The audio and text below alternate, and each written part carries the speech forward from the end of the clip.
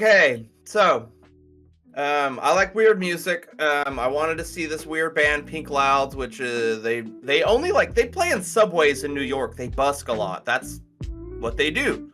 They don't tour very. Last time they were here was in 2019. So when they showed up in Austin, it's like, bet, let's go. You know, I've taken Dalton to see a couple weird shows.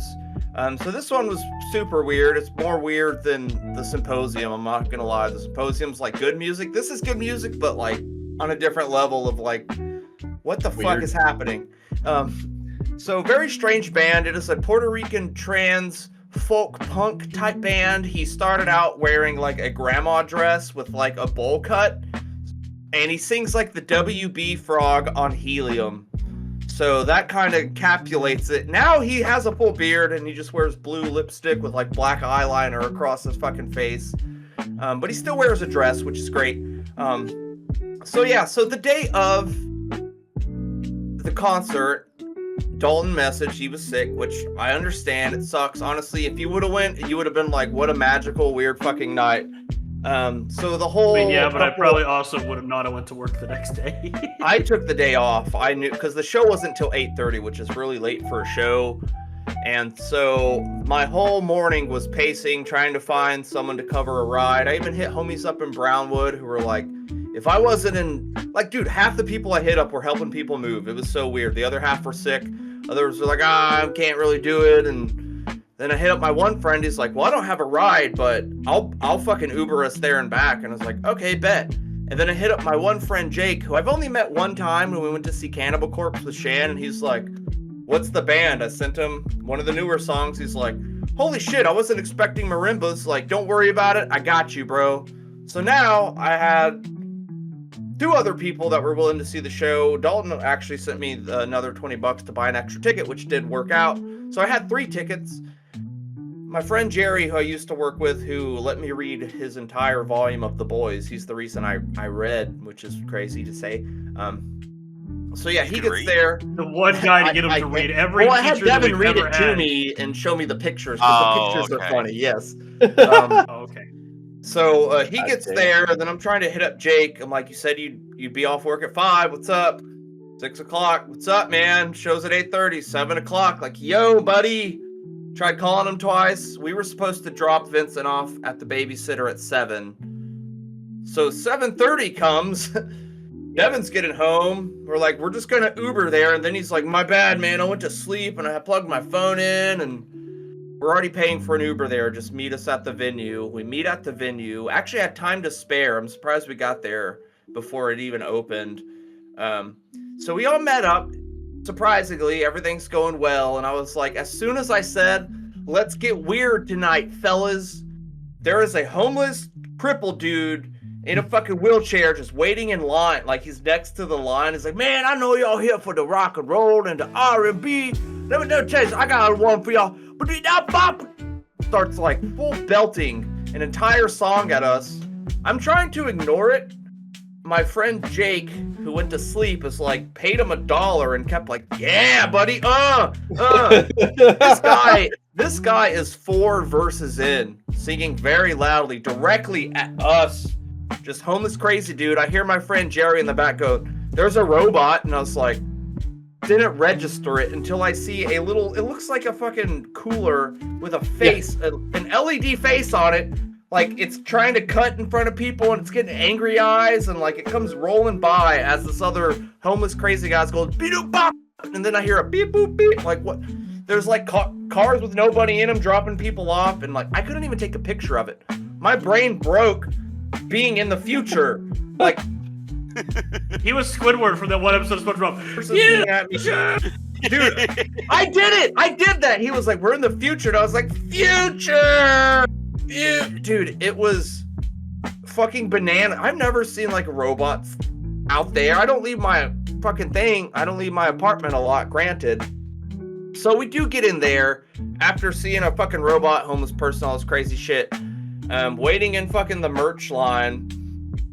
And some dude in front of me, I was is this the merch line? He's I don't know, man. I just saw people standing, so I'm sitting in here, and I'm hoping it turns into merch. And then I was I think it is the merch. He's it's turning into merch.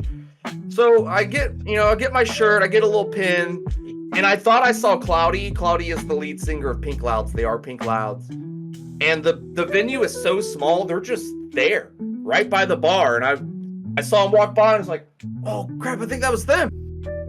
And then they come back and start selling their own merch after I already bought stuff and I'm ordering a drink and I'm like, oh, and my friend Jake's like, dude, go get a picture. I'm like, I can't. They're like right there, like, holy shit. And then I'm like, oh my God, Cloudy, I fucking cannot believe you're doing a show here. Like, I love your music so much. I fucking actually found you when I was tripping acid and it totally like saved my night. And I got a picture with them and they were just wonderful. And the other two bands were actually pretty goddamn good too. It was like desert rock and then like teenage angst type shit. What was cool about the second band called Jump Rope is the person doing all the lead guitar was on bass, but they had a fucking weird pedal to make their shit like higher pitch. So like, dude, it was pretty rad. And so as crazy as this night has been, it's a very intimate night. The two people I brought have never heard this band before in their life. So it's also like they get to judge me based on what I like, which is fine.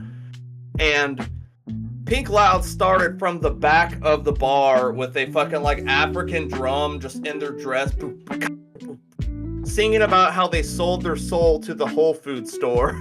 Like, I sell my soul to the Whole Food store. And it was like halfway during the show, they get a call on their kalimba, which is another weird little instrument. And they're like, what, guys, we got the job at Whole Foods. Like, everyone's clapping for them. So yeah, there was a part in the show when they're like, look, I've always wanted to crowd surf, but there's never enough people at our shows. And so they had two inflatable blow-up dolls like at their merch table that they brought up on stage, covered in tattoos. One had a drawing face of Doug from like it was Doug Funny. The other one had Amazing. the fucking Mike Tyson like fucking face tattoo on the it. face tattoo? Yeah, so they throw the little fucking bubble, inflatable dudes out there like to crowd surf for him. And he's like, look, we wrote a song about dating a mannequin, so whoever can show my two friends the best time of their life during this song can have anything free they want from the merch booth. And then Jake grabs one, shoves it in my arms, he's like, bro, go for it. And I'm like, all right, fine. So me and this other girl grab these blow-up dolls, go to the front of the stage, and dude, we both fully commit. We're doing like the swaltzing and the dips and dives. I did under the legs. I started twerking on the goddamn thing. And like, I've done Stranger for less. But like, you're telling me I could win free merch from like Dancing with the Blow-Up Doll? Bet your ass.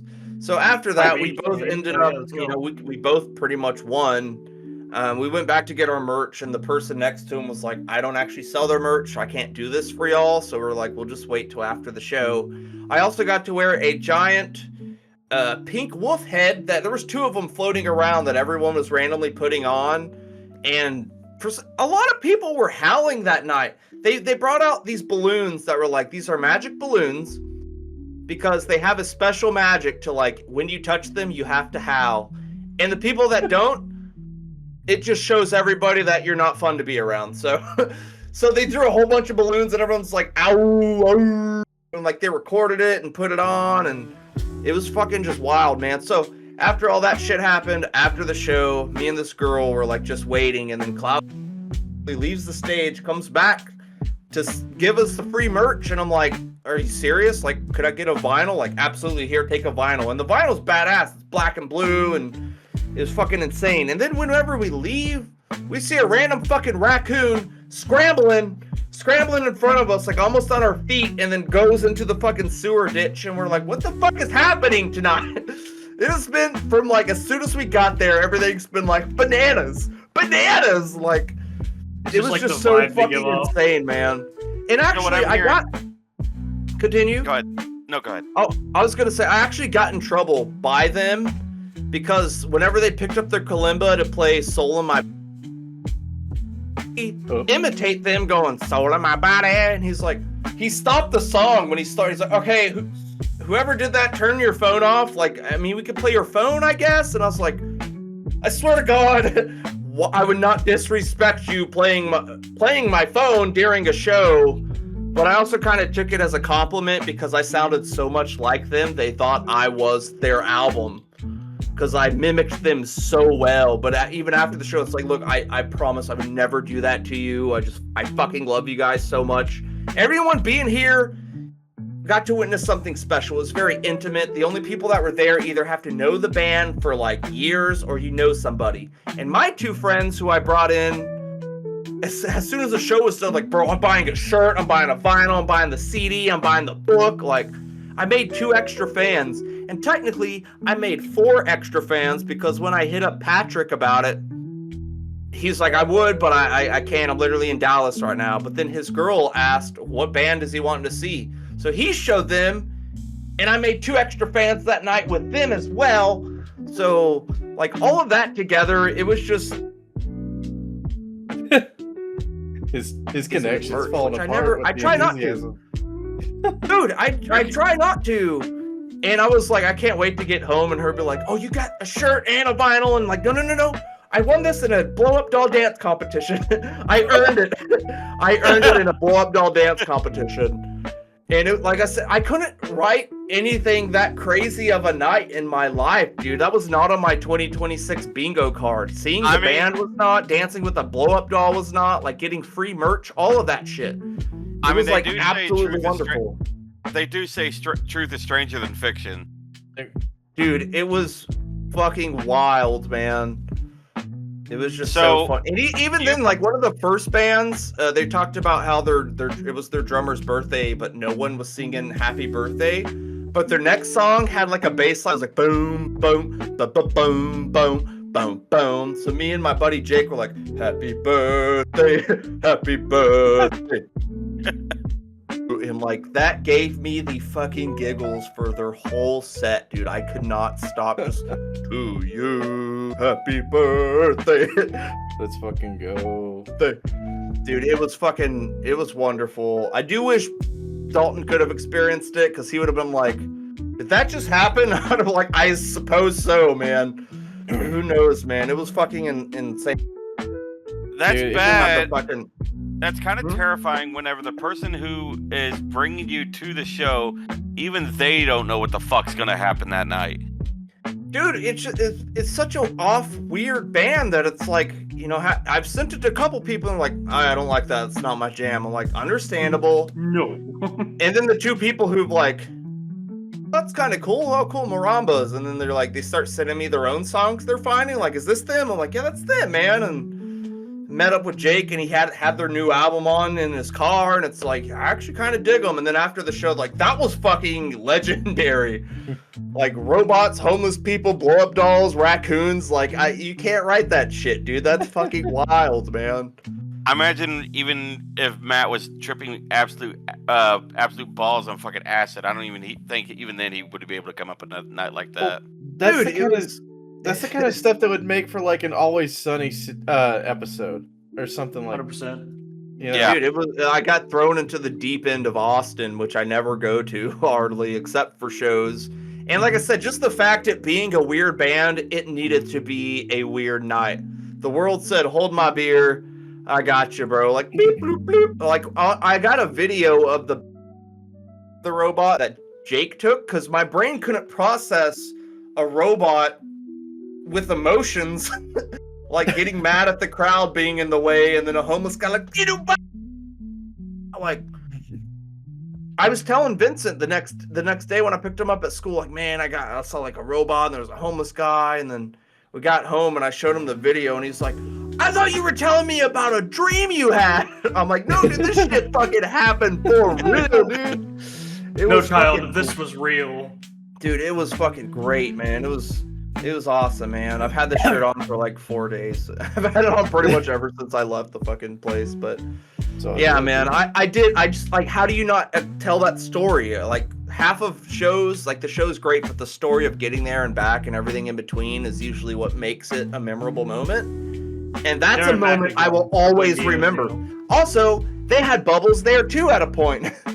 Really?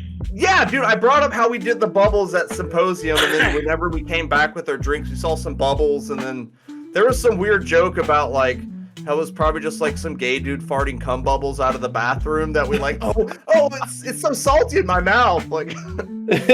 Oh, so Ben was there. Yeah, dude. Got him. Nope. No, he's got the dirty bubble. Everyone knows that. SpongeBob shit that came from him. Shit came from his ass, dog.